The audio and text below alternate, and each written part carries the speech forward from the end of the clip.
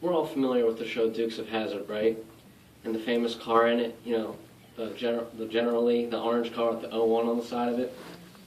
Well, let's say that car is outside in the parking lot right now, and if you were to go look at it, it would look exactly like this one.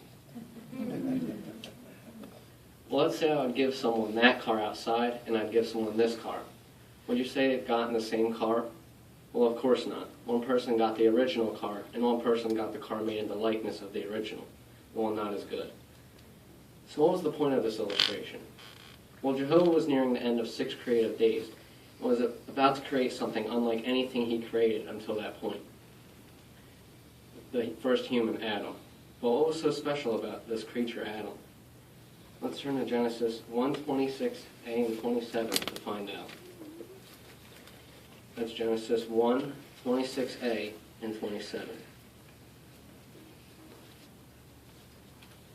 There it reads, "Then God said, 'Let us make man in our image, according to our likeness.'" In 27, "And God went on to create the man in his image. In God's image he created him. Male and female he created them." Clearly, Adam was the crowning glory of Jehovah's creative works.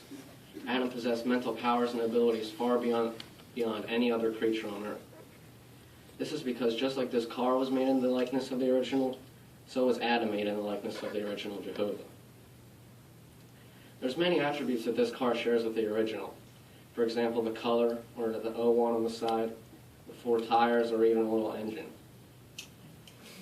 But likewise, Adam shares many divine attributes with Jehovah, like love, justice, wisdom, and power. But Adam possessed something altogether new in the realm of earthly life, a conscience. But Adam didn't need to be a spirit creature to possess all these godlike qualities. Why can we say that? Genesis 2:7 gives us the answer. It's Genesis 2:7.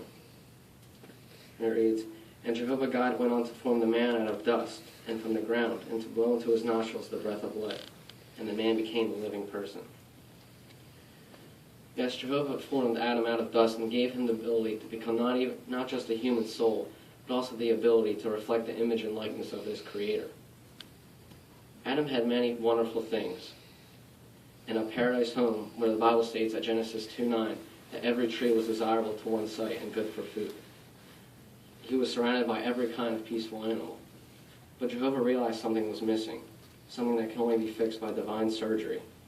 Let's consider how Jehovah fixed the situation at Genesis 2:18, 21, and 22. Genesis 2:18, 21, and 22.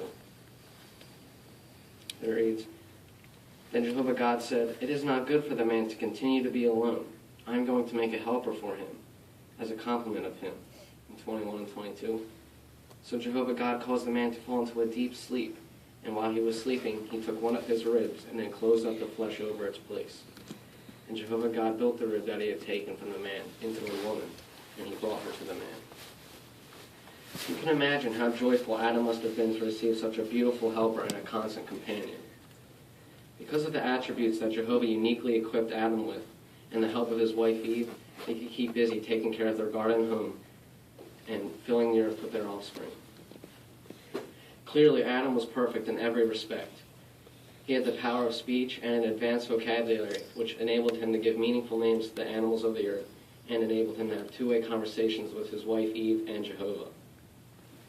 These are just a few of the reasons that Adam was under obligation to love, worship, and strictly obey the God who created him in his image. Therefore, Jehovah was able to see that everything he had made, and look, it was very good.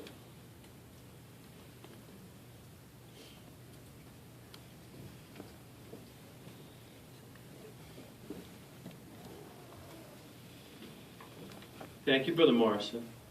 It took me back to my favorite show as a young boy.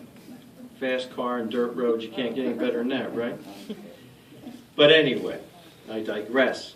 But you made it a very, you used that as an illustration to help us to get the point. One's a likeness of the one out in the parking lot, right?